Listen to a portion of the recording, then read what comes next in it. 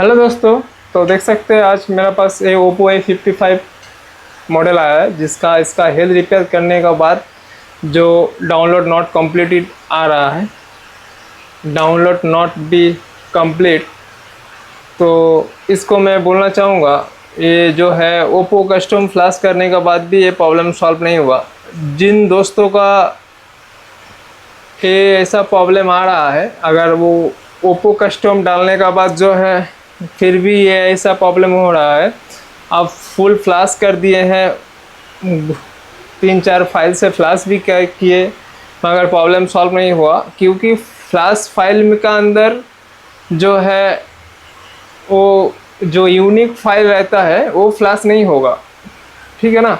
ये unique file का problem है, जो फ्लैश नहीं होता, फाइल का अंदर भी नहीं रहेगा ये यूनिक फाइल। कुछ यूनिक फाइल होता है जो फ्लैश नहीं होता है। तो वो यूनिक फाइल अगर आपका सेट से इरेज हो जाए व डिलीट हो जाए तभी ये प्रॉब्लम आता है। जैसे कि Oppo A custom Oppo server 1, 2, 3 server जो फाइल होता है वो फ्लैश कभी नहीं होगा, क्योंकि वो सर्वर का फाइल है, ओप्पो का खुद का फाइल है। वो फाइल आपका फ्लैश कभी नहीं होगा। अगर उसमें से कोई फाइल अगर डिलीट हो जाए तभी ये ऐसा कुछ IMEI नहीं आएगा और ऐसा कुछ प्रॉब्लम आएगा। तो चलिए इसको कौन सा फाइल इरेज हुआ है हम लोग देखते हैं। तो वीडियो को ज़रूर लास्ट तक देखिएगा। तो दोस्तों देख सकते हैं अभी इसमें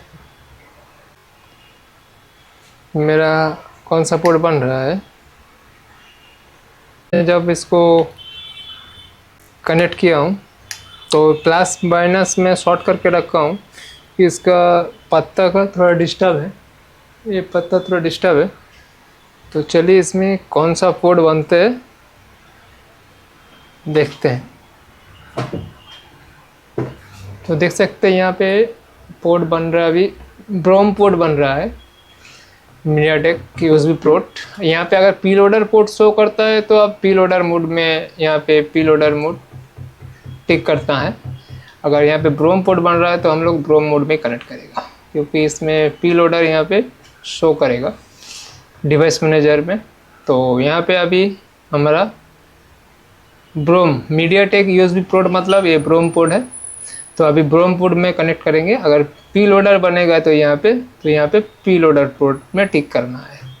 तो सब समझ गए लगते हैं, नहीं करेंगे क्योंकि अभी इसमें हम बूट डिवाइस करेंगे। बूट डिवाइस करने का ये फ़ायदा है दोस्तों, आपका सेट के अंदर जो भी फाइल है वो आपका यहाँ पे शो करेगा, ये बॉक्स में आपका शो कर जाएगा। तो चलिए इसको ऑटो कनेक्ट हो जाएगा मेरा।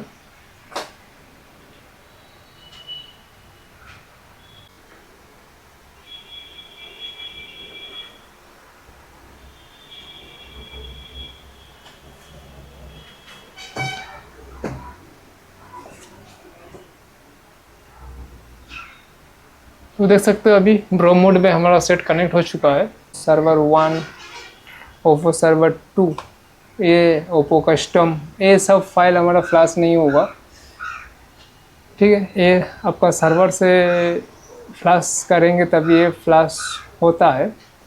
तो ये बहुत यूनिक फाइल है, ये सब फ्लैश नहीं होगा। यहाँ पे देख सकते हैं टिक करेंगे तो ये आपका फ्लैश नहीं होगा। और जैसे कि NB फाइल, NB ये सब यूनिक फाइल है, ये सब फ्लैश नहीं होगा। अगर फ्लैश कर देंगे तो आपका IMEI 0 हो जाएगा, वह बेसबैंड अनकॉमन होगा। तो इसी चलते सबसे पहले जो है हम लोग पार्टीशन में आके इसको सबसे पहले इसका जो ओप्पो कस्टम फाइल है, ओप्पो कस्टम फाइल को हम लोग फ्लैश करेंगे। तो इसका जो है मैं इसको सबसे पहले इसको एक सेम सेट से मैं इसको रीड किया हूँ ये फाइल को। तो चलिए देखते हैं वो सब फाइल कहाँ है। देख सकते हैं ये ओप्पो कस्टम ये सेट से रीड किया हुआ है। तो सबसे पहले इसको हम फ्लैश करते हैं। तो इसमें राइट करेंगे,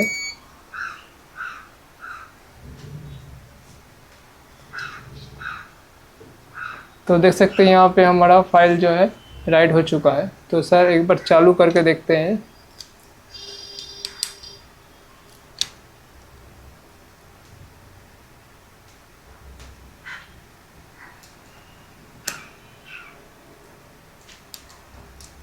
ओप्पो कस्टम फ्लैश करने के बाद जो हमारा सेट का क्या प्रॉब्लम हो, तो देख सकते हैं अभी भी सेम कंडीशन में है, फ़ोन हमारा ऑन नहीं हो रहा, एरर आ रहा है, अभी भी सेम एरर में ही है। तो चलिए और एक बार इसको कनेक्ट करते हैं।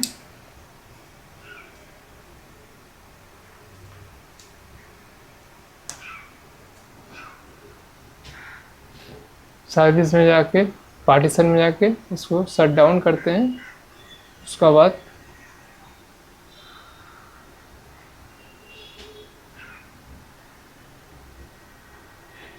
बूट,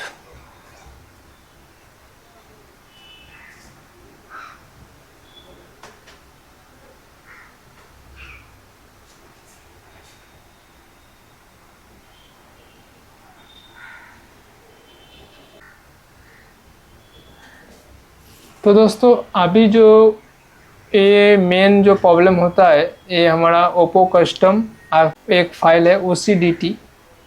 ये OCDT को आप चेंज करके देखना है।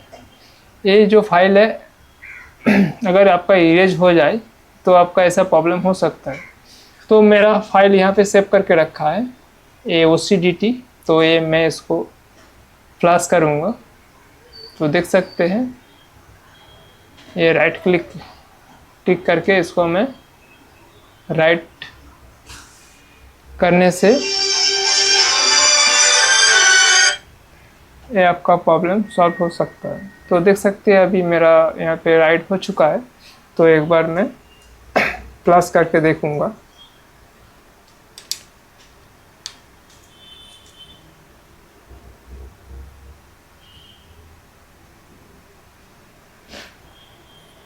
तो देख सकते हैं